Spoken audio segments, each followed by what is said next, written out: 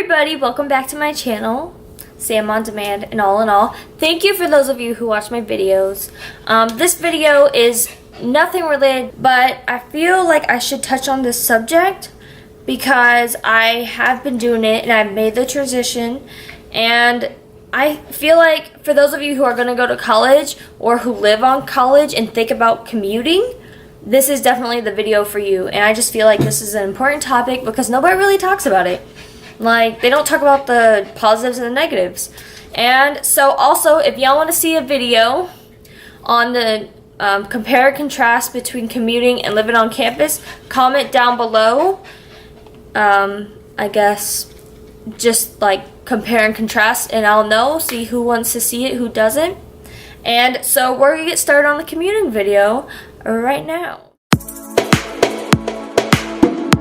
I started commuting at the beginning of this semester, and I did live on campus for the first 2 years of my college experience. I am a junior. I have been commuting since the beginning of fall 2018, and I made this decision at the end of last year because just personal reasons and just the dorm life just did not fit me. I do have transportation. I do drive myself everywhere.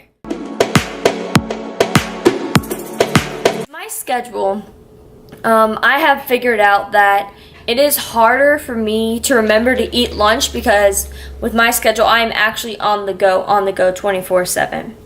But I have talked to my other commuters friends, one of them actually, and he actually finds lunch easy. As a commuter, when it comes to lunch, depending on your schedule, you just have to figure out different ways to eat, whether you have a meal plan or you don't. I personally don't have a meal plan because I think it's way too expensive, and it's just cheaper either making my lunch or just going quick to buy something super cheap from like a fast food place. And so yeah, and if you do decide to take your lunch, you should definitely buy one of these cold freeze packs. I have one in my fridge. It's probably next to me somewhere. And you stick it in your lunchbox, and it definitely helps by keeping your food cold throughout the day. And if it's like in your car or if you carry your lunch around, it keeps it cold if it needs to be cold. So that's very valuable. And yes, schools do have meal plans. My school does. Like I said, it's just pricier, and I'm just not willing to pay the money for it. I'd rather save the money and use it on something else that I really need for school. And also there are microwaves located throughout the school. Well, our school has like a commuter lounge, so supposedly there's a microwave in there. I don't ever really use it because I'll either go to my friend's room and heat up my food, or I will go buy food. That's basically what I do. I'm on campus on Tuesdays from 9:30 to 7:15 at night, and I only have a 1 hour break to get food, so I don't have time to go home due to traffic in the area where I live. So I just go out and buy a cheap meal. Sometimes there are pre-made meals too, like at gas stations and Wally World and stuff, so y'all can do that. So, but I choose to just either get fast food or I'll pack my lunch the night before and just stick it in the fridge and just take it out right before I leave. Textbooks. Now, it took me 2 weeks to figure out how to do this whole textbook thing. I would be going to class and then going back to my truck and putting it and switching out my textbooks because I have a morning class. Then we have common hour, which is just an hour where everybody gets, where it's like just basically a break in the morning. And then I have 2 back-to-back classes in an hour, and then I have my last late night class. So I figured out, at first I was bringing 3 of my textbooks to my first class, going to my truck and putting one of them back and carrying the next 2, because I was always like in a rush to like go to a meeting, because the first 2 weeks there's like all meetings, interest meetings and stuff. So that's what I was doing. But I figured out a totally easier method where basically I have the capabilities of getting my books digital while also having them as a hard copy. So that's what I did. I have heard of people who would scan their textbook, the pages they need, just for like that class, or like they'll do it by chapter, and they will put it on their laptop, which is a very good and useful tool. And then that's basically what I did. So I have the positives and negatives, well, the compare and contrast of digital versus physical. And so digital, it does use your storage space on your laptop. If you are using a laptop or iPad, it does use a lot of the storage space, which means like not enough space to do like your assignments and stuff. So that you have to take into consideration. But it's easy to access and less card trips to have to switch out your textbook. Compared to the physical textbook, it's just you always have it there. Like it's such easy access. Like you just like physically find it. When I have a physical book, it just makes me feel better. Like it makes me know that I have the information in front of me and nothing's going to stop me from getting it. Well, you could have technological issues on your laptop. So I keep my physical books at home and I just use my digital books at school. Gas is very crucial when you are commuting. So what I like to tell people is to plan your days beforehand, like so you know how much gas, based on like your vehicle and stuff. My car has pretty good gas intake. I could go for about a week before I need new gas. But so basically I'm just going to explain my schedule.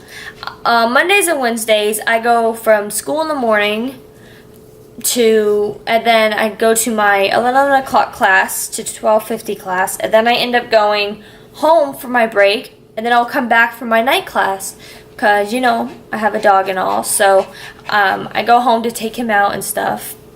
And so that's why I plan my days beforehand. But on my Tuesdays, such as today, I go to school and I save more gas on my Tuesdays because I go to school in the morning and I only come back to my place at the end of the day, and then just for like maybe 20 minutes I'll go and get food unless I walk there, depending on where I'm going that day. Depends on like what I'm doing.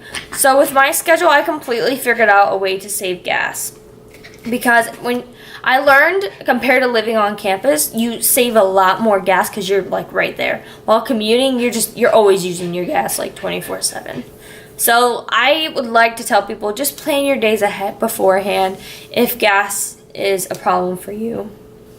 And then try to make your gas at least last a certain amount of time. Like plan how much days or how long you want to go without gas. I figured out it's pretty easy to do. I have done it, but lately it's just been like back to gas, using it back to back. And gas keeps going up and low, so that doesn't help either. But try making your gas last a certain amount of days, and then eventually see how long it, like slowly increase it to see if you can do it. Maybe make it a challenge or something, who knows. So during my breaks, I'm usually in the radio station because I am a manager there, so I always have to be there. And that's basically what I do during my free time. I'm either in my friend's room or just hanging out at the radio station because I have to get office hours, so why not use it?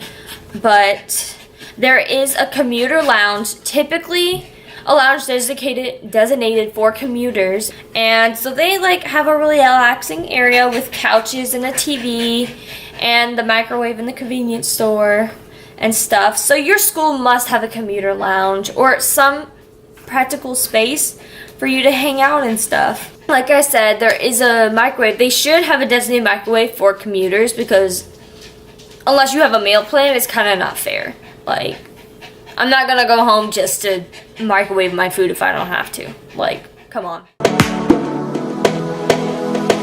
School involvement. I've talked to so many commuters and they've said their hardest thing was figuring out how to get involved with the school because you don't live on campus, so how are you supposed to be in the link? Well, it's been easier for me since I have been involved with my school since freshman year, so I already know my way around. I know people.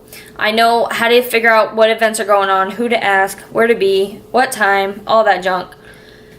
But the hardest part is keeping up with it. As a commuter, you just want to go home half the time and just relax and stuff while you're supposed to be like at an event. Or if you want to go to an event, they all are just like clubs are during the day and school events are at night, so it's really hard. But as long as you keep up with it, I think you'll be fine. I've done it, so can you? Not school events, but outside events, like extracurricular events, such as step shows, homecoming concert, lock-ins, and all that junk. So, I figured out by asking a lot of people that commuters don't know where to purchase tickets. When you're a freshman or a transfer student entering school, they tell you, like, in this whole pamphlet of stuff you get to do, you get to learn about tickets and all this stuff. It's a very boring place, like, conversation to be sitting in on, but it's very useful at the end of the day. So I've helped my commuter friends when I wasn't a commuter where to purchase tickets. And so if you're a commuter and you're wondering where tickets are, just go ask somebody. Like, you want to be at these events. You want the college experience. You could still have the college experience even if you don't live on campus. I've learned that basically in like a quarter of a semester. And although you have to stay longer to be on campus because like I said, gas. You don't want to have to go home and then come back just to go to an event. It's like a waste of gas. Honestly, I've done it. And I say it's a waste of gas. So it's kind of harder when you're a commuter because you want to go to these events, but you're stuck on campus longer depending on how long your commute is. So just take that into perspective. I hope you'll enjoy this video. I hope you use this information if you are a commuter, and just let it just sit in your mind for a little bit. Perspective. Just some stuff that I've learned as a commuter. You could watch other videos. I don't know if they have the same perspectives or not, but comment down if you're a commuter. Comment down if you're part of the commuter gang and all. Yeah, so I hope you all have a great night and great rest of your day. If it's day, nighttime, evening, whatever. Great rest of it. And so don't forget to like this video, comment down if you want a commuter versus living on campus video, and I'll see y'all next time.